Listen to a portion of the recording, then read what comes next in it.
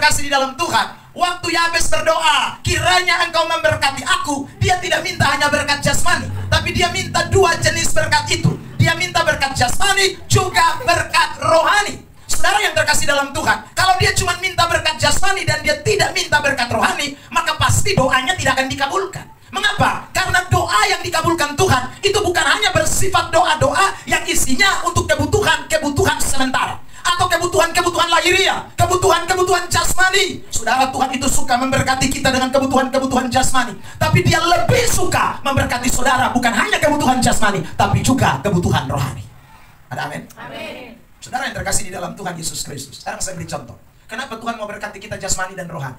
Karena kalau Anda diberkati jasmani saja, rohani tidak, mati masuk neraka. Pasti. Lukas 16 ayat 19. Mari kita lihat ini teks.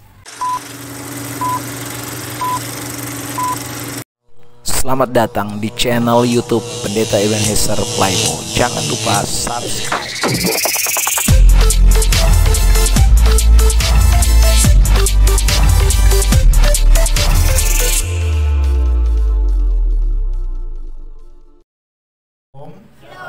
Bersyukur malam hari ini kita bisa jumpa untuk kita sama-sama beribadah.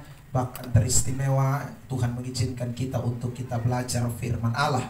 Saya mengajak kita untuk membuka Alkitab kita dari kitab 1 Tawarik pasal 4 ayat yang ke-9 dan ayat yang ke-10. Kitab 1 Tawarik pasal 4 ayat yang ke-9 dan ayat 10. Dalam hitungan 3 saya mengajak Bapak Mama, Bapak Saudara semua kita membaca ayat ini bersama-sama. 1, 2, 3. Yabes lebih dimuliakan daripada saudara-saudaranya. Nama Yabes itu diberi ibunya kepadanya, sebab katanya, aku telah melahirkan dia dengan kesakitan. Yabes berseru kepada Allah Israel, katanya, kiranya engkau memberkati aku berlimpah-limpah dan memperluas daerahku, dan kiranya tanganmu menyertai aku dan melindungi aku daripada malapetaka, sehingga kesakitan tidak menimpa aku. Dan Allah mengabulkan permintaannya itu. Bapak Ibu Saudara yang terkasih di dalam Tuhan Yesus Kristus, 1 Tawarik pasal 4 ayat yang ke-9 dan ayat yang ke-10 teristimewa atau secara khusus bagi kita semua tidak asing. Kenapa? Karena ini merupakan satu syair yang hari-hari ini dijadikan lagu atau satu penggalan kalimat yang hari-hari ini cukup familiar. Karena orang Kristen yang suka menyanyi lagu doa Yabes pasti hafal ini kata-kata yang ada di ayat yang ke-10 ini. Nah, saudara yang terkasih di dalam Tuhan Yesus Kristus, kalau kita menelusuri Alkitab kita, maka tokoh yang satu ini yang bernama Yabes ini merupakan satu tokoh yang tidak sering muncul di dalam Alkitab. Bahkan namanya hanya terdapat di dalam ayat yang kita baca tadi, 1 Tawarik 4 ayat 9. Setelah itu Anda mau cari dari Kejadian sampai Wahyu, tidak akan temukan ini nama Yabes. Hanya ada di dalam satu ayat ini saja. Saudara yang terkasih di dalam Tuhan, bahkan literatur Ibrani, kalau kita tahu itu namanya Talmud Yahudi, itu saudara yang terkasih dalam Tuhan juga tidak memberikan rekomendasi atau catatan-catatan yang lengkap tentang siapa itu Yabes.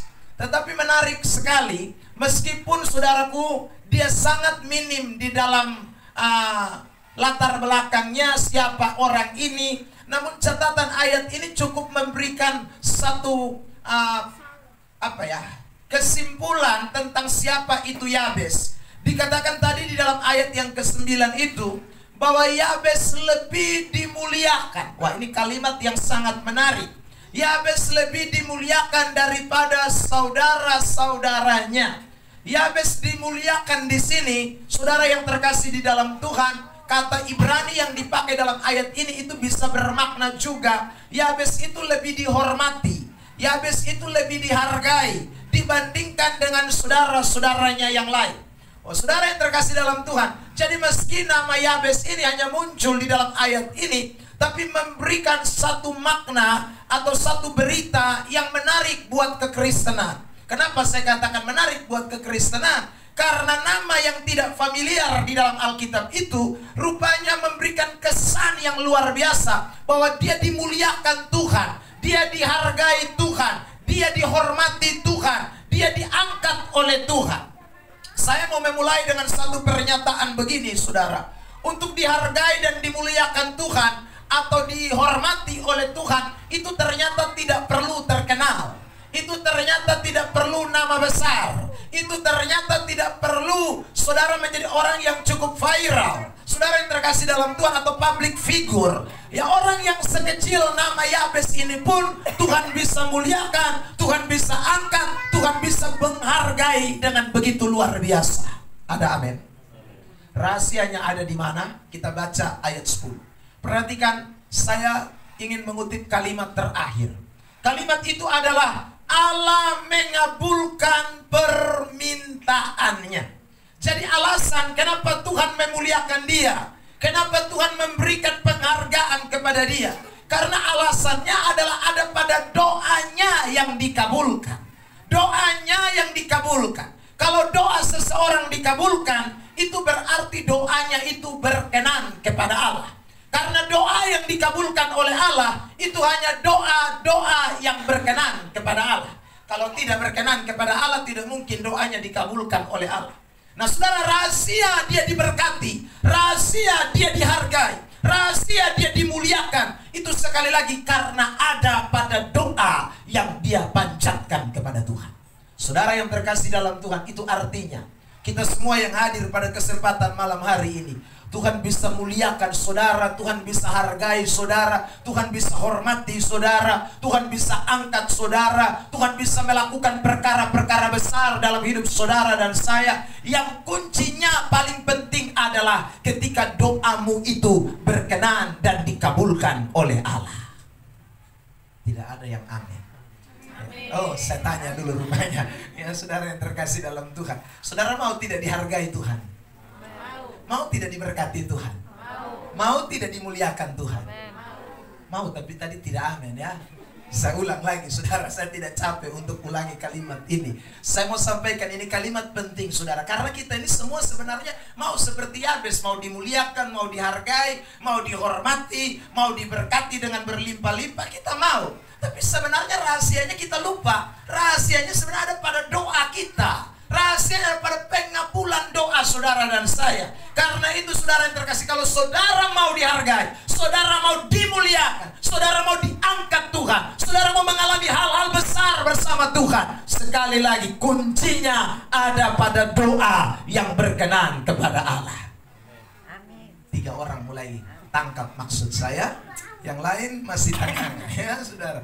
Saya ulang lagi, saya tidak mau tanya amin, tapi saya mau respon saudara dari firman ini. Saya ulang lagi, saudara yang terkasih, kunci diberkati, kunci dimuliakan, kunci dihargai, kunci diangkat Tuhan, kunci mengalami hal-hal yang luar biasa, kunci untuk mengalami mujizat-mujizat, tanda-tanda heran, kalau saudara dan saya berdoa, dan doa itu adalah doa yang dikabulkan oleh Allah.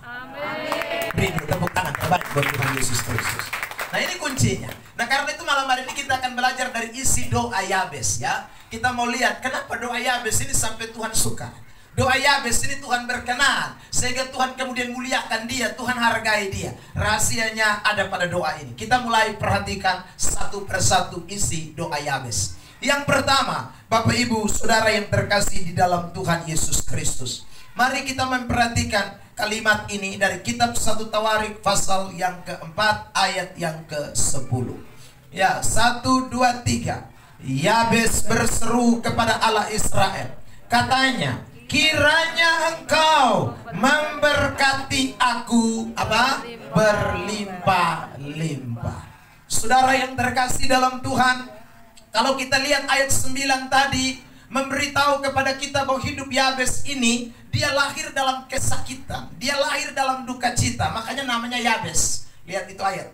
Yabes itu diberi ibu dan diberi ibunya. Nama Yabes itu diberi ibunya kepada dia, sebab katanya aku telah melahirkan dia dengan kesakitan. Jadi mungkin ya, saya dalam analisa saya, saudara mungkin waktu mau melahirkan ini Yabes ini antara hidup dan mati. Dia mama ini napas mungkin satu-satu. Ya mungkin susah melahirkan atau apa, sehingga itu anak dikatakan namanya Yabes, karena dikatakan penuh dengan kesakitan waktu melahirkan Yabes. Tetapi saudara, meskipun diawali dengan suatu penderitaan, diawali dengan sesuatu yang tidak menyenangkan, diawali dengan sesuatu yang tidak enak, tetapi saudara yang terkasih dalam Tuhan, Yabes rupanya mengubah hidupnya. Ya, Tuhan melakukan perkara yang besar di dalam hidup Yabes. Sehingga tadi kita baca di ayat 9 bagian A itu, dia dimuliakan oleh Tuhan, dia dimuliakan oleh Allah. Rahasianya kenapa dia bisa berubah dari kesakitan, dari duka cita, dari yang tidak menyenangkan, dari yang terpuruk sampai kepada yang luar biasa itu, dari kalimat yang tadi dia katakan, kiranya ayat 10, engkau memberkati aku berlimpah-limpah. Ada amin? Amin. Kita sebut dulu itu kata kalimat, kiranya engkau memberkati aku berlimpah-limpah. 1, 2, 3. Bilang samping kiri kanan, jangan minta terlalu sedikit. Amin ya, saudara mesti berlimpah-limpah.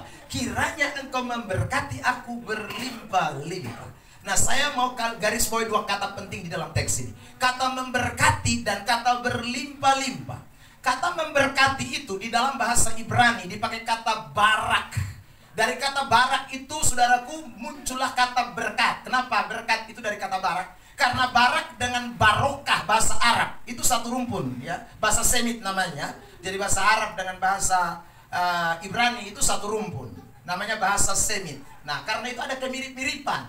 Barak, barokah itu bahasa ya Arabnya. Dari kata barokah itulah kemudian diterjemahkan ke dalam bahasa Indonesia menjadi kata berkat. Saudara yang terkasih dalam Tuhan. Nah, kata barak itu kalau kita melihat dalam seluruh kitab suci secara khusus perjanjian lama, maka kata barak itu mengandung 2 arti. Arti yang pertama adalah berkat-berkat jasmani. Tetapi yang kedua, barak itu juga berarti berkat-berkat secara rohani.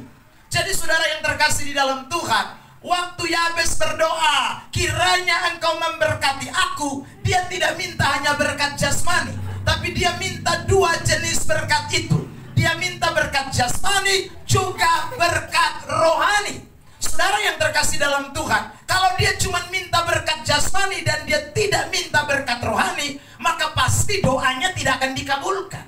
Mengapa? Karena doa yang dikabulkan Tuhan itu bukan hanya bersifat doa-doa yang isinya untuk kebutuhan sementara, atau kebutuhan lahiriah, kebutuhan jasmani. Saudara, Tuhan itu suka memberkati kita dengan kebutuhan jasmani, tapi dia lebih suka memberkati saudara bukan hanya kebutuhan jasmani, tapi juga kebutuhan rohani. Ada amin? Amin. Saudara yang terkasih di dalam Tuhan Yesus Kristus, sekarang saya beri contoh. Kenapa Tuhan mau berkati kita jasmani dan rohani? Karena kalau Anda diberkati jasmani saja, rohani tidak, mati masuk neraka. Pasti. Lukas 16 ayat 19. Mari kita lihat ini teks. Lukas 16 ayat 19.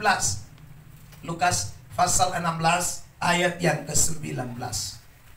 Mari kita baca ayat ini ya, sama-sama dalam hitungan 3. 1, 2, 3. Ada seorang kaya yang selalu berpakaian jubah ungu dan kain halus, dan setiap hari ia bersukaria dalam kemewahan. Saya tanya, ini kaya tidak? Kaya. Ini berlimpah-limpah tidak? Wih, ini bukan berlimpah, tapoa. Ya, saudara, ini tapoa, ngeri ya saudara. Tiap hari dia bersukaria dalam kemewahan, tapi dia tidak kaya rohani, itu masalah. Ayat 23, mari kita lihat Lukas 16 ayat 23. Mari kita baca ayat itu, 1, 2, 3. Orang kaya itu juga mati lalu dikuburkan, dan sementara apa dikatakan, ia menderita sengsara di alam maut, ia memandang ke atas, dan dari jauh dilihatnya Abraham dan Lazarus duduk di pangkuannya. Sekarang saya tanya, Abraham itu kaya atau tidak? Kaya, tapi dia bukan hanya kaya jasmani. Abraham itu kaya rohani. Makanya dia juga saudara ketika selalu ada di dalam kerajaan Allah. Tetapi beda dengan ini si kaya yang dalam Lukas 16. Dia kaya jasmani, rohaninya miskin. Maka saudara yang terkasih dalam Tuhan, mati binasa. Makanya Tuhan tidak mau sekali lagi doa kita hanya fokus kepada berkat-berkat jasmani. Tuhan mau doa kita juga berkat-berkat rohani. Minta berkat-berkat rohani. Dan itulah yang Tuhan ajarkan kepada kita semua. Matius pasal 6 ayat yang ke-9 mulai. Saudaraku, doa yang diajarkan oleh Tuhan Yesus kepada murid-muridnya, dia katakan begini, karena itu berdoalah demikian: Bapa kami yang di sorga, dikuduskanlah namamu. Sekarang saya tanya, itu jasmani atau rohani? Saya ulang, saya tanya, itu jasmani atau rohani? Rohani. Bapa kami di sorga, itu pasti rohani. Lalu dikuduskan namamu, itu rohani, saudara yang terkasih dalam Tuhan. Ini ajaran Tuhan Yesus. Lihat ayat yang ke-10 lagi, Matius 6 ayat yang ke-10. Mari kita baca lanjut. Ini doa hafalan kita semua nih. Matius 6 ayat 10. Apa dikatakan selanjutnya? Oke. 1, 2, 3. Itu 11. Jangan jasmani dulu, kita masih rohani masalahnya. Ya. Ayat yang ke-10. 1, 2, 3. Datanglah. Itu apa lagi? Rohani lagi. Jadilah kehendakmu di bumi seperti itu, rohani lagi. Jadi saudara lihat, doa yang Yesus ajarkan saja rohani, ya. Tidak hanya jasmani, rohani. Sekarang jasmaninya di ayat 11. Mari kita lihat. 1, 2, 3. Berikanlah kami pada hari ini makanan kami yang secukupnya. Ini baru jasmani. Setelah jasmani dia masuk rohani lagi. Ayat 12. Mari perhatikan. Dan ampunilah kami akan kesalahan kami, seperti kami juga mengampuni orang yang bersalah kepada kami. Ayat 13. Rohani lagi, saudara yang terkasih dalam Tuhan. Dan janganlah membawa kami ke dalam pencobaan, tetapi lepaskanlah kami daripada yang jahat. Karena Engkaulah yang empunya kerajaan dan kuasa dan kemuliaan sampai selama-lamanya.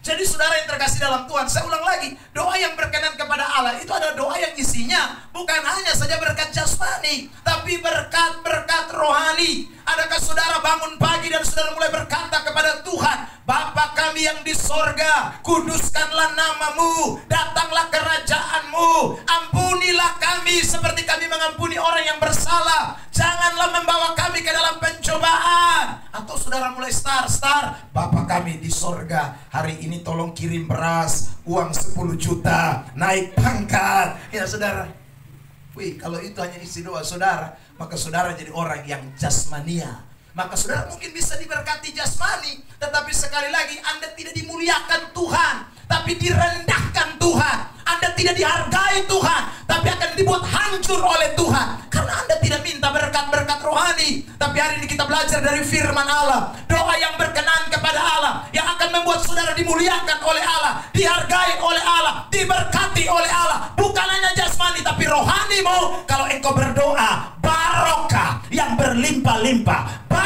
berkat jasmani, berkat rohani yang Tuhan curahkan dalam hidup saya harus berlimpah-limpah. Beri tepuk tangan terbaik buat Tuhan Yesus. Sehingga satu saat kalau ketong pulang nanti, ya kan jasmani botong kastinga, tapi rohani botong bawa pulang semua.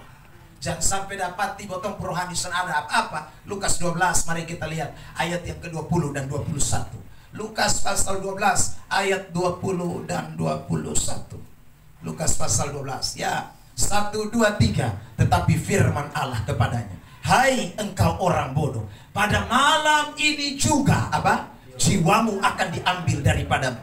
Dan apa yang telah kau sediakan, untuk siapakah itu nanti?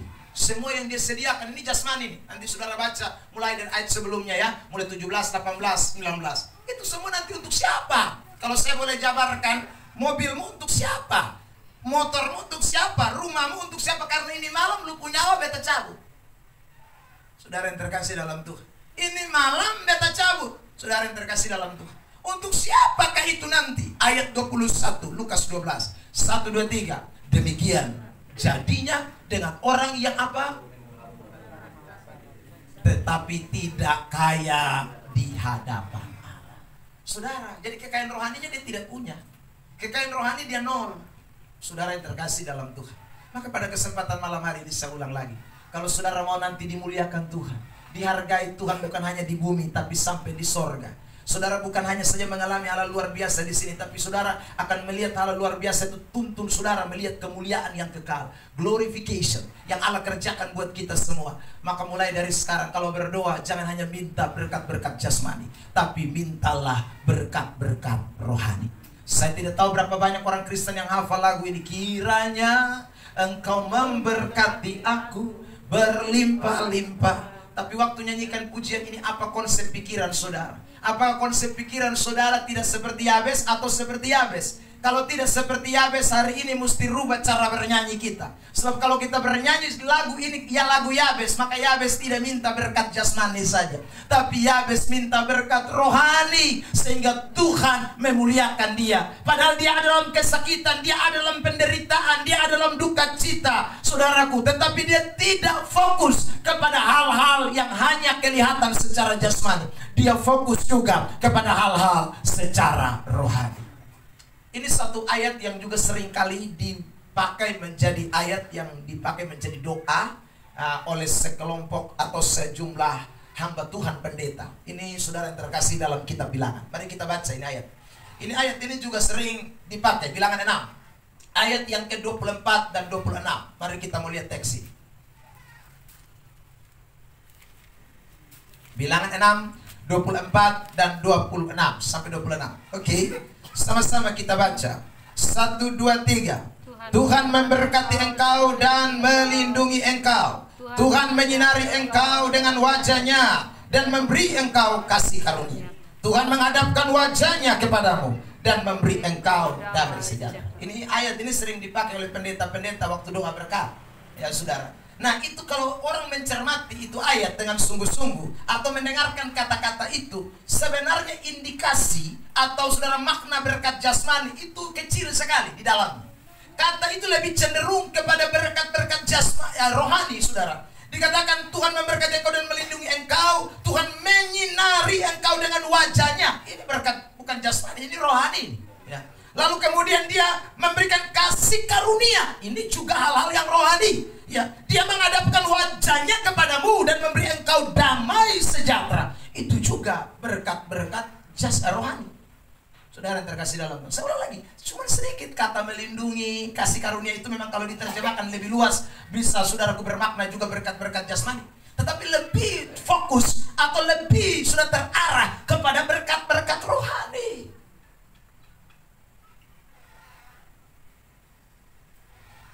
Saya pernah waktu doa di samping orang pendeta lain yang berdoa berkat pakai ini ayat.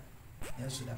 Lalu orang yang di samping saya itu sedang menengadahkan tangannya karena pendeta itu berkata, mari angkat kedua tanganmu. Lalu kemudian dia mulai baca ini ayat ya, saudara. Tuhan memberkati engkau, melindungi engkau, ya saudara. Wah, ya saudara yang terkasih dalam Tuhan. Selesai amin, saya tanya dia, kebetulan saya kenal dia, saudara. Saya tanya dia waktu tadi waktu doa itu di dalam lubung pikiran itu apa yang ada di dalam lubung pikiran, saudara yang terkasih dalam Tuhan. Dia bilang, maksudnya apa? Beta pun maksud itu tadi itu kata-kata kan, itu kata-kata kan Tuhan memberkati engkau, melindungi engkau, menyinari dengan wajahnya. Itu kira-kira di dalam lubung otak itu apa yang sedang terpikirkan.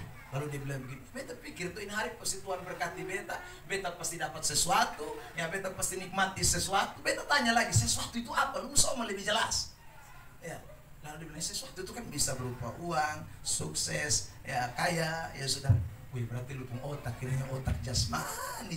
Saudara lihat itu ayat tidak. Saya lu pulang lu baca ulang Bilangan 6 ayat 24 sampai 26. Itu ayat tidak berbicara tentang jasmani, tapi manusia seringkali memang sudah terpola dalam pikirannya. Kalau doa berkat itu berarti angkat tangan, terima duit, terima pangkat, terima jabatan, terima mujizat, terima semua. Saudara tidak salah, tapi kalau pikiranmu hanya satu arah, lupa kasih karunia, lupa damai sejahtera, lupa wajah Tuhan, lupa dia punya sinar kemuliaan dalam hidupmu, itu Anda sedang tersesat. Amin. Amin. Amin. Bilang dulu samping kiri kanan, berkat jasmani ketongkas tinggal semua. Tadi saya baru menghadiri ibadah pemakaman hamba Tuhan pendeta, dan saya lihat Bapak Niko Puana ada. Mungkin Mas Kelu mungkin. Saudara yang terkasih dalam Tuhan. Bapak Niko Puana juga ada di sana. Saudara yang terkasih dalam Tuhan, bisa hitung untuk kos itu ada berapa ya deret?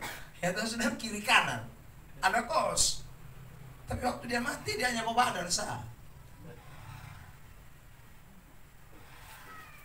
Saudara yang terkasih, saudara apa-apa.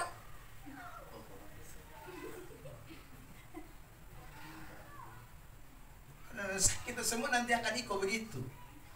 Semua kita kan akan giliran. Saya suka sebut kita ini semua camat, calon mati. Kita semua ini kan calon mati.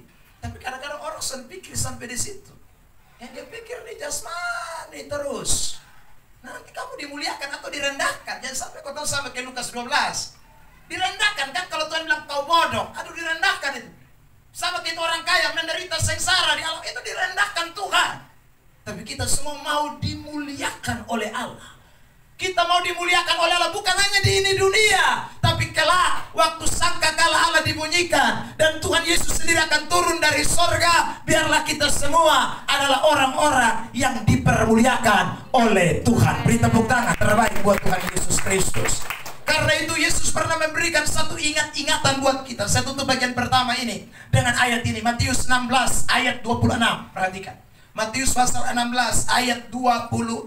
Perhatikan ini, saudara yang terkasih.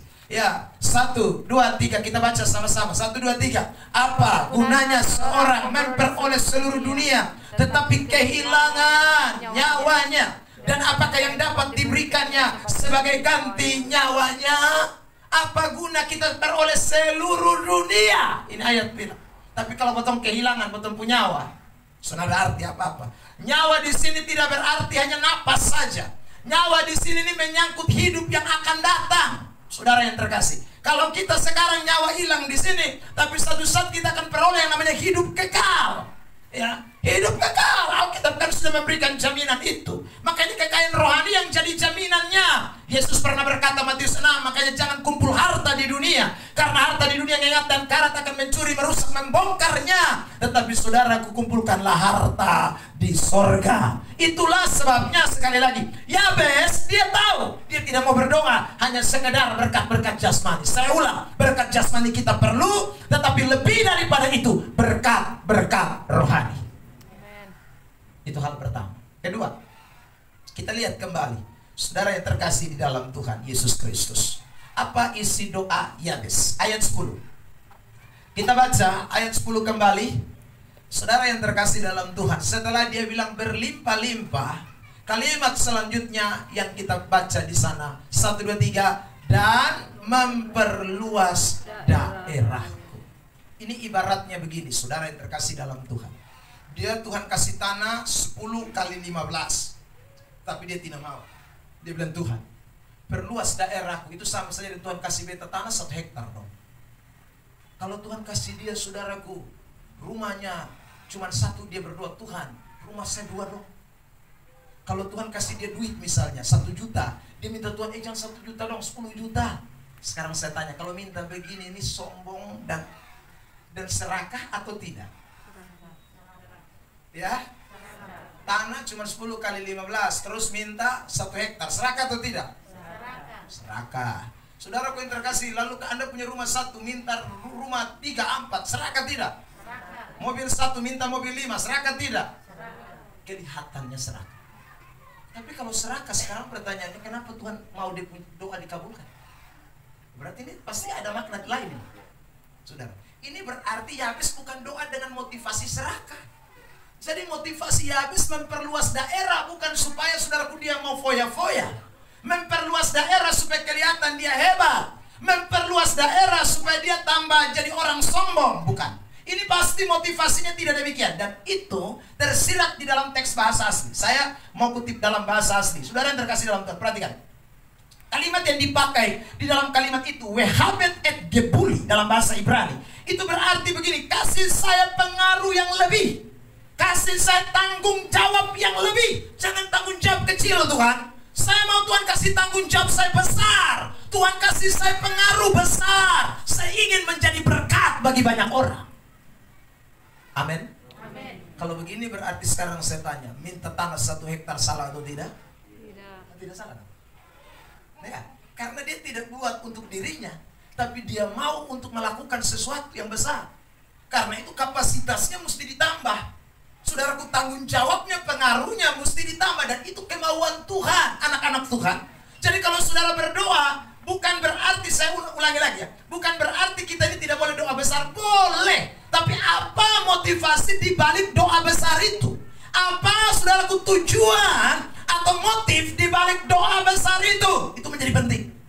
Kalau motif atau tujuannya hanya untuk kesenangan pribadi, seperti Lukas 12 tadi, seperti yang dikatakan juga dalam Lukas 16 tadi, itu menjadi dosa. Tetapi kalau kita berdoa besar, berdoa luar biasa, berdoa untuk menjadi lebih pengaruh, lebih viral, lebih termasyur, demi tujuan yang mulia, Tuhan senang dengan doa itu.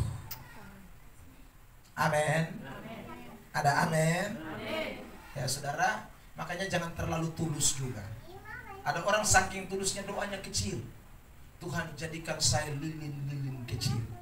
Itu gampang mati, saudara. Ya, Tuhan jadikan saya TOX saja. Ya, itu lebih parah lagi, ya saudaraku. Ya, karena kadang-kadang sekali lagi kita ini orang yang diberi Tuhan sebenarnya kapasitas besar. Tuhan mau Anda punya pengaruh bukan kecil. Tuhan mau besar. Makanya sudah tidak boleh doanya kecil, doanya mesti besar. Tapi tujuannya yang diperbaiki, motivasinya yang diperbaiki, bukan permintaannya. Permintaannya harus besar, tapi motivasi harus tambah hari, tambah rendah hati. Sekarang saya kasih contoh. Keluaran pasal 12 ayat 2 dan ayat 3. Mari kita lihatin ayatnya. Keluaran 12 ayat 2 dan ayat 3. Keluaran, Kejadian, saya salah sebut. Kejadian 12 maksud saya. Kejadian 12 ayat 1 dan ayat 2 dan ayat 3. Ya, ayatnya 2 dan 3. Kejadian. Ya. Sama-sama kita baca ya. 1 2 3. Aku akan membuat engkau menjadi bangsa yang besar atau kecil? Besar. Saudara lihat itu. Tuhan memang mau kasih jadi besar, bukan kecil. Lalu 1 2 3, dan memberkati engkau serta membuat namamu apa? Masyhur. Terkenal. Masyhur itu sama dengan terkenal. Bahasa yang keren sekarang viral. Ini saudara terkasih dalam Tuhan. Jadi Tuhan mau Anda viral, tidak salah. Anda terkenal, tidak salah. Menjadi besar, tidak salah. Minta. Saudara yang terkasih, tapi ini motivasinya, tujuannya. Mari kita sama-sama baca. Dan 1 2 3, engkau akan apa? Menjadi berkat. Apa? Menjadi berkat. Bilang samping kiri kanan, besar bukan untuk diri sendiri. Besar bukan untuk diri sendiri. Tapi besar untuk jadi berkat. Besar untuk jadi berkat. Bilang samping kiri kanan, minta tanah 1 hektar. Tanah 1 hektar. Tapi untuk siapa? Jadi berkat. Untuk siapa? Untuk jadi berkat bagi orang lain. Bukan tanah 1 hektar supaya kamu makan semua sendiri. Itu sekali lagi motivasinya mesti jelas. Dan saudara, Tuhan tidak mau Anda kecil, lebih jelas. Ayat 3, Kejadian 12 ayat 3. 1 2 3. Aku akan memberkati orang-orang yang memberkati engkau, dan mengutuk orang-orang yang mengutuk engkau, dan olehmu semua kaum di muka bumi akan mendapat berkat. Saudara lihat, Tuhan bela habis-habisan. Siapa berkati lu, beta berkati dia. Siapa berani kutuk lu, beta kutuk dia. Tuhan bilang begitu. Tapi untuk apa Tuhan sampai bela habis-habisan itu? Karena Tuhan mau jadikan kita berkat bagi muka bumi. Anak-anak Tuhan. Jadi tujuan Tuhan itu terlalu besar. Anak-anak Tuhan. Jadi saya ulang lagi, makanya doa Yabes ini doa yang Tuhan kenan. Tuhan suka, Tuhan muliakan, Tuhan hargai Yabes. Kenapa? Karena dia tidak pikir diri sendiri. Tuhan beta lahir setengah mati, jadi sudah beta sekarang mau daerah kecil, beta mau daerah besar. Tuhan beta lahir susah di keluarga miskin, jadi sekarang beta mau jadi orang kaya. Tidak itu.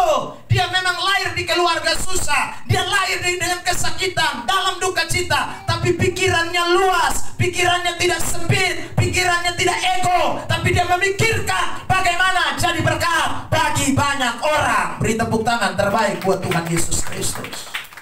Karena itu saudara yang terkasih dalam Tuhan, boleh kita berdoa, Tuhan jadikan saya jangan lilin kecil, tapi jadikan saya lampu sorot. Ya, tidak masalah. Yang penting tujuannya jelas, supaya saya bisa menyorot, bisa jadi berkat, bisa mempengaruhi. Itu yang Tuhan mau dong. Karena memang cita-cita Tuhan ini kita mesti sampai ujung bumi. Lihat Kisah 1 ayat 8. Perhatikan ayat ini. Ini ayat terkenal ini. Kisah pasal 1 ayat 8. Perhatikan teks itu. Ya. 1. Sudah tampil? Ya, 1, 2, 3. Tetapi kamu akan menerima kuasa kalau Roh Kudus turun ke atas kamu, dan kamu akan menjadi saksiku di Yerusalem dan di seluruh Yudea dan Samaria dan sampai ke ujung bumi. Sampai ke ujung bumi. Saudara, ini sampai ke ujung bumi. Kalau lilin kecil mau sampai ujung bumi bagaimana? Di Samaria saya mati. Ya, maka kapasitasmu besar. Maka saya selalu, saudara yang terkasih dalam orang kalau datang berdoa minta Bapak, beta mau naik pangkat. Doa, naik pangkat, terus naik. Kenapa sonde? Kan Tuhan janji kau harus naik jadi kepala dan bukan jadi ekor. Tuhan mau kau naik dan bukan turun. Tapi yang penting motivasi jelas. Saudara yang terkasih dalam Tuhan. Ya, kita tidak boleh minta kecil-kecil, boleh minta besar, tapi ini kita mau jadi saksi. Kita pun pengaruh tambah luas, kan enak. Saudara yang terkasih dalam Tuhan, bisa bayangkan kalau ada orang-orang yang takut akan Tuhan, ada di dunia-dunia pemerintahan, ada di kursi-kursi saudaraku yang bagus, yang ditempatkan. Wah, itu pengaruhnya luar biasa. Saudara yang terkasih dalam Tuhan, dibandingkan dengan orang-orang yang tidak takut Tuhan yang mendudukinya. Kita bisa lihat kasus-kasus di dalam Alkitab, contoh-contoh dalam Alkitab. Saudara lihat Yusuf, waktu dia yang pegang kekuasaan di Mesir, apa yang terjadi di Mesir? Waduh, luar biasa pengaruh Tuhan itu menjadi nyata. Ya saudara yang terkasih, Daniel, Sadrak, Mesak, Abednego, Esther. Kita temukan banyak orang di dalam Alkitab, bukan? Dan Tuhan memang mau begitu. Karena itu anak-anak Tuhan, kuncinya sekali lagi ada pada doa kita. Maka doa jangan minta kecil, minta besar, tapi minta supaya jadi berkat bagi banyak orang. Saya ada di situ supaya saya jadi berkat. Saya ada di situ supaya banyak orang kenal Kristus. Saya ada di situ untuk buat terobosan, pengaruh yang baik di sana. Ada amin? Amin. Saudara yang terkasih, yang soe itu bahasa, yang sialnya. Kalau Tuhan sudah tempatkan ini orang di sini, dia hanya makan untuk dia pun diri sendiri. Ini manusia setan. Saudara yang terkasih dalam Tuhan, itu sama gitu. Ya. Ada orang yang Tuhan sudah taruh dia di situ, tapi dia tutup mata bagi banyak orang. Dia pun pengaruh, dia takut untuk tersebar. Dia jaga mati, dia pun identitas. Dia takut, dia pun harga diri. Dia takut, dia pun pangkat jabatan hilang. Wah, orang begini ini Tuhan akan kutikas jatuh sendiri. Ya, karena tidak tahu bagaimana Tuhan punya kemauan. Tapi kalau orang semakin menyadari bagaimana kemauan Tuhan, Tuhan semakin hargai dia, Tuhan angkat dia, Tuhan muliakan dia, Tuhan berkati dia, sama seperti Tuhan memberkati Yabes. Amin. Karena itu hari lepas hari jangan lupa, Tuhan pengaruh saya mesti tambah luas. Pengaruh saya mesti tambah hari tambah luas. Anak-anak Tuhan, saya bulan September ini ya saudara, mulai tanggal 1 kami akan ada KKR di Sabu ya. Orang yang undang saya pergi, saya suka tahu dia, aduh saya ini hari-hari ini agak sukar ya.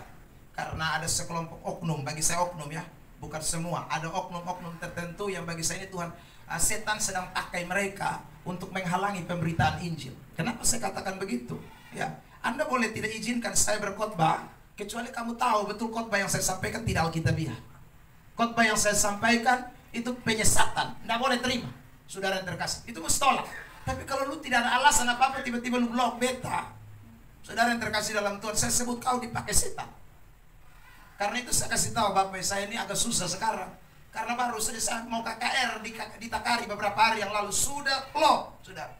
Ya, sustai, beta tinggal jalan, tiba-tiba habis, tidak bisa. Alasan kiri kanan, saudara yang terkasih dalam Tuhan. Sudah, saya mau bilang apa lagi? Maka saya kasih tahu dari jauh-jauh, saya bilang, aduh Bapak, ini beta ini agak susah sekarang. Lalu waktu bilang begini, Pak, Tuhan hari ini percayakan beta, kalau gereja tutup, lapangan terbuka. Saudara yang terkasih dalam Tuhan, ya, saya bilang, kalau you siap, saya siap melakukan pemberitaan Injil, dan saya tidak mau bermusuhan dengan siapapun. Ya. Saudara yang terkasih dalam Tuhan Yesus Kristus, dan ini orang yang Tuhan memang pakai. Kalau orang Tuhan pakai, potong bisa. Tapi Tuhan sudah menetapkan orang-orang yang punya pengaruh untuk pemberitaan Injil dapat dinyatakan. Nah, anak-anak Tuhan, saya mau sampaikan ini, kalau Tuhan kasih pengaruh kita yang baik, jangan buat pengaruh yang sudah baik. Ya, kalau Tuhan pakai kita dengan pengaruh-pengaruh baik, bukalah seluas-luasnya. Pemberitaan Injil itu paling penting, karena tugas kita beritakan Injil. Ya. Tugas kita ini jangkau jiwa. Tugas kita bukan bangun organisasi. Tugas kita bukan bangun tembok. Tidak. Tugas kita beritakan Injil, karena Kristus mau datang kembali yang kedua kali. Ada amin? Motivasi kalau tidak tulus, motivasi kalau tidak ikhlas, Tuhan rendahkan kita, Tuhan injak kita serendah-rendahnya. Makanya saudara terkasih, tiap hari ini kita mesti jaga hati. Beberapa hari yang lalu saya khotbah di SMA 5, saya kasih tahu anak-anak, Tuhan bilang begini, Amsal 4 ayat 23, jagalah hatimu dengan segala kewaspadaan, karena dari situlah terpancar kehidupan. Saudara yang terkasih, kata terpancarlah dalam bahasa Ibrani itu artinya sumber-sumber. Jadi bukan Tuhan cuma kasih satu sumber, ini sumber-sumber. Tuhan bukan hanya satu mata air, mata-mata air Tuhan buka. Yang penting hati mus beres. Kalau hati kotor dan dolek, hati penuh kenajisan, hati penuh dengan dengki, hati penuh kejahatan, kebencian dalam hati tidak tulus, Tuhan tidak suka. Anak-anak Tuhan, maka hati ini penting. Tuhan sekali lagi, kau tahu saya bisa tipu. Waktu Tuhan datang pilih Daud, Tuhan bilang begini, beta lihat dia pu hati, beta sonelia dia pu luar. Maka tiap hari itu minta hati sama Tuhan, kasih saya hati yang baik supaya motivasi ini soalnya boleh salah. Kalau saya Tuhan pakai termasyur, kalau Tuhan angkat saya, itu artinya pengaruh Kristus itu mesti diperluas sampai ke ujung dunia. Ada amin? Amin. Di kantor kalau Tuhan pakai saudara jadi berkat, jadi berkat. Saudara, di lingkungan Tuhan pakai jadi berkat, jadi berkat. Saudara yang terkasih dalam Tuhan, di mana saja kita mesti jadi berkat bagi banyak orang. Karena pengaruh yang Tuhan kasih tujuannya itu tidak ada lain, bukan cari kepentingan diri sendiri. Untuk apa? Saudara, saya ulang lagi, semua betul akan mati dan kasih tinggal itu kepentingan dong semua. Itu yang doa yang Tuhan senang. Makanya Yabes biar nama cuma sekali muncul di Alkitab, ma itu nama pun pengaruh besar. Sampai ini hari ketong semua tahu itu nama Yabes, bukan karena pemain sepak bola Yabes. Yabes beberapa hari ke depan sudah menikah. Ya, saya dapat undangannya tadi. Saudara yang terkasih dalam Tuhan, karena beku suku toh. Ya, saudara yang terkasih dalam Tuhan. Ya, tapi itu Yabes pemain bola, tapi ini Yabes yang ini. Tapi saya rasa kalau orang pakai nama Yabes, itu perilaku sama kayak Yabes juga. Ya, sana boleh beda. Saudara yang terkasih dalam Tuhan. Nah, karena itu ingatlah doa Yabes ini penting. Sekali lagi dia minta diperluas pengaruhnya supaya dia jadi berkat bagi banyak orang. Saudara yang terkasih dalam Tuhan. Nah, saya mau bandingkan dengan satu ayat ini sebelum kita pindah bagian 3. Yesaya 49 ayat 6. Kitab Yesaya 49 ayat 6. Sekali lagi kita baca ini ayat ya. Saudara yang terkasih, ini Tuhan punya mau ini. 1, 2, 3. Terlalu sedikit bagimu hanya untuk menjadi hambaku. Tuhan bilang terlalu sedikit. Kalau cuma mau jadi hamba Tuhan, terlalu sedikit. Apalagi cuma jadi hamba Tuhan. Yang kalimat selanjutnya mengatakan 1, 2, 3. Untuk menegakkan suku-suku Yakub dan untuk mengembalikan orang-orang Israel yang masih terpelihara. Yesaya, kalau kamu cuma ingin hanya jadi hamba Tuhan di suku Yakub, hanya jadi hamba Tuhan untuk supaya kembalikan orang Israel dari Babel, dari Asyur ke Yerusalem, itu terlalu sedikit. Tuhan bilang Tuhan punya rencana lebih besar. Mari kita baca mulai dari kata tetapi. 1, 2, 3. Tetapi aku akan membuat engkau menjadi terang bagi bangsa-bangsa, supaya keselamatan yang daripadaku sampai ke ujung bumi. Amin. Amin. Amin. Amin. Bilang samping kiri kanan, terlalu sedikit hanya jadi hamba Tuhan di keluargamu.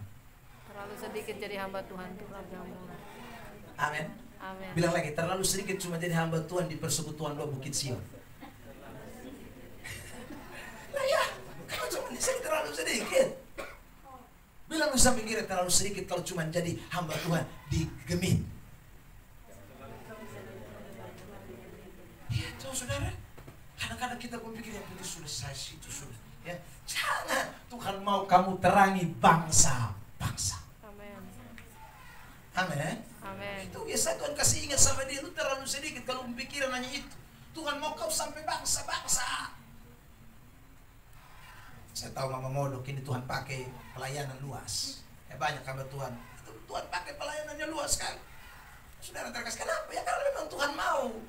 Tuhan tidak mau ada cuma satu kelompok. Ya sudah satu situ, tak tanam di situ terus. Aduh, apa yang kita mau lakukan di situ? Tuhan mau Anda bersinar. Maka saya ulang lagi, saya senang dengan persekutuan-persekutuan doa, kelompok-kelompok kecil, tapi visinya besar. Ya. Bukit Sion di sini sudah jadi berkat, tahu sampai mana, rote segala macam, ya tuh sudah jadi berkat. Anak-anak Tuhan di Bethesda, Molava juga sudah jadi berkat sampai di mana? Sepotong bijana sah.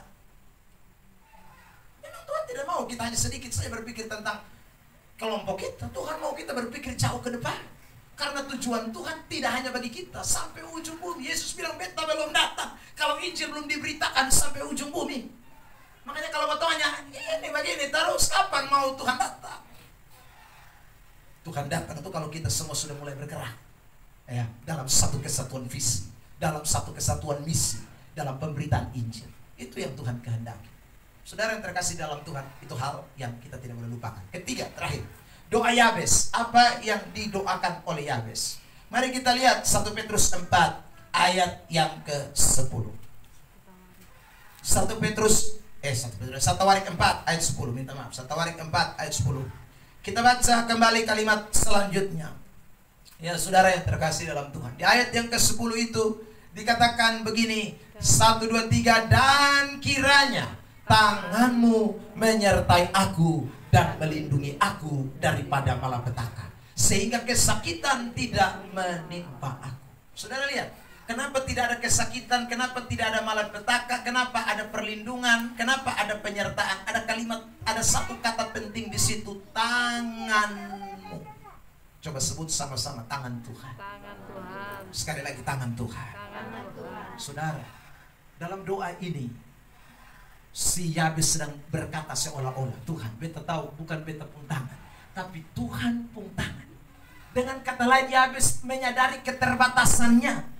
Yabes tahu dia tidak mungkin mampu. Makanya kata tangan di dalam teks itu, dalam bahasa Ibrani dipakai kata wetahi. Saudara, wetahi itu artinya kuasa, otoritas. Dia tahu kuasa, otoritas itu adalah dari Tuhan, bukan dari dirinya. Hanya tangan Tuhan. Kalau tanpa tangan Tuhan, dia tidak mungkin bisa dilindungi. Dia tidak mungkin disertai. Dia tidak mungkin luput dari malapetaka. Dia tidak mungkin keluar dari kesakitan. Tidak mungkin. Tapi dia percaya ada tangan Tuhan yang berkuasa. Bukan tangan siapa-siapa. Bukan tangan dokter. Bukan tangan penguasa. Bukan tangan pejabat. Bukan tangan orang dalam. Bukan tangan siapa, bukan, ini tangan Tuhan. Anak-anak Tuhan, ini doa yang penting ini. Kita setiap kali berdoa, kekuasaan apa yang kita yakini terjadi dalam hidup kita? Saudara, kekuatan apa yang kita andalkan waktu kita berdoa? Adakah kita seperti Yabes yang mengakui bahwa Tuhan, bukan tangan siapa-siapa yang bisa tolong saya, bukan tangan siapa-siapa yang bisa keluarkan saya dari malapetaka, bukan tangan siapa-siapa yang bisa menyelamatkan saya dan melindungi saya, hanya tangan Tuhan. Amin. Karena Tuhan ini tidak boleh ketemu lupa. Makanya setiap kali berdoa ingat baik-baik, oh, botong pun tangan mesti botong kas turun. Ya. Saudara yang terkasih dalam Tuhan, kita mesti menyerah. Ketumpung tangan ini terbatas. Mesti kasih biar tangan Tuhan yang bekerja dalam ketumpung hidup. So, kalau bukan tangan Tuhan, saya ulang lagi, saudara yang terkasih dalam Tuhan, hidup kita tambah hari tambah tertendes, tambah tertekan, tambah direndahkan, tambah saudara hancur. Tapi tangan Tuhan tidak. Dia tangan yang mengangkat saudara, tangan yang terus meninggikan saudara, tangan yang tak akan bisa melepaskan saudara dan saya. Itulah tangan Tuhan. Saya mau tunjukkan beberapa ayat tentang tangan Tuhan. Mari kita lihat. Yohanes pasal 10 lebih dulu, ayat 28 dan 29. Ini ayat yang bicara soal tangan Tuhan. Kenapa kita mesti butuh tangan Tuhan? Setiap kali doa jangan lupa, minta tangan Tuhan yang bekerja dalam kehidupan hidup. Yohanes 10, 28, 29. Ya, kita baca bersama-sama. 1, 2, 3. Dan aku memberikan hidup yang kekal kepada mereka. Dan mereka pasti tidak akan binasa sampai selama-lamanya. Dan seorang pun tidak akan merebut mereka dari Tanganku. Dari tangan Tuhan. Jadi kalau tangan Tuhan yang pegang kita, tangan siapa yang mau rampas? Tangan siapa? Itu ayat bilang, tidak seorang pun, tidak ada seorang pun, tidak ada yang bisa rebut kita dari tangan Tuhan. Mau siapa? Suami, orang kuat, ya, jin, saudaraku. Apalagi saudara, orang-orang yang suka dengan ketong, yang mau kasih rendah ketong, yang mau kasih jatuh ketong, dong mau bisa rebut dari tangan Tuhan, tidak bisa. Kalau kita ada di tangan kita sendiri mangkali, tapi kalau ketong ada di tangan Tuhan tidak ada, satu pun tidak bisa. Lu kasih rendah, Tuhan kasih hancur lu. Tuhan yang kasih jaminan. Ayat 29. Mari kita lihat. Yohanes 10, 29. 1, 2, 3. Bapakku yang memberikan mereka kepadaku lebih besar daripada siapapun, dan seorang pun tidak dapat merebut mereka dari tangan Bapa. Saudara yang terkasih dalam Tuhan, waduh. Kalau tadi tangan Tuhan itu Yesus Kristus, Allah Anak. Sekarang tangan Bapa berarti Allah Bapa. Sudah Tritunggal yang pegang kita. Tangan Tritunggal yang pegang. Siapa mau rampas? Saudara yang terkasih dalam Tuhan, itu mustahil. Makanya Esra beri kesaksian begini. Esra 7 ayat yang ke-6 dan ayat 9. Tampilkan ayat ini. Esra 7 ayat 6 dan ayat 9. Ini waktu Esra mau pulang dari tanah pembuangan di Babel, dia mau kembali ke Yerusalem untuk bangun daerahnya, saudara yang terkasih. Tapi dia sekarang pikir ini mau kembali ke mana? Ini rata tanah. Babel suka si ancur, Nebukadnezar suka si ancur. Sekarang beta mau pulang, tapi di Yerusalem ini ada apa? Tapi dia yakin akan tangan Tuhan. Mari kita lihat kesaksiannya. Esra 7 ayat 6. Mari kita baca. 1, 2, 3. Esra ini berangkat pulang dari Babel. Ia adalah seorang ahli kitab, mahir dalam Taurat Musa yang diberikan Tuhan Allah Israel. Dan raja memberi dia segala yang diingininya oleh karena apa? Tangan Tuhan. Karena tangan Tuhan Allah. Raja ini Raja Babel. Ini bukan Raja Yerusalem. Siapa mau kasih lu mau pulang, lu pun kampung pulang pi. Ya, tapi ini kalau Tuhan yang kasih gerak, son ada yang tahan. Tadi saya datang, Pak Eli langsung bilang, Bapak, beta pindah datang. Itu karena tangan Tuhan yang tarik dari Bali sampai di sini. Ada amin. Kalau Tuhan kalau yang pegang, son ada yang berani. Anak-anak Tuhan, anak-anak Tuhan kita mesti yakin dengan tangan Tuhan ini. Ya, jadi saya sampai hari ini sekali lagi, ya terlalu yakin dengan Tuhan pun kekuatan tangan yang begitu besar dan luar biasa. Makanya betul jangan harap tangan manusia tangan yang terbatas. Kadang-kadang dong bisa ulur tangan ya, dong tolong betul. Maka kalau susah bisa, siapa mau tolong betul? Tangan keluarga tangan terbatas. Kadang-kadang dong juga ada susah dong mau tolong pun diri. Tapi tangan Tuhan tidak terbatas.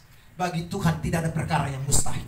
Kalau tangan Tuhan yang bekerja bersama-sama dengan kita. Ayat 9. Mari kita lihat Esra 7 ayat 9 juga. Mari masih bicara soal tangan Tuhan. Esra 7 ayat 9. 1, 2, 3.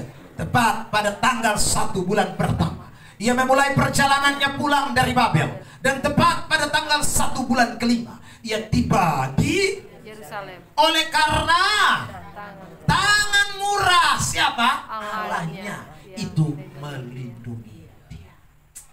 Tangan Tuhan luar biasa. Saudara yang terkasih dalam Tuhan, itu tangan potong sudah pelia, tapi itu tangan kalau kerja hal-hal besar dia kerjakan dalam hidup kita.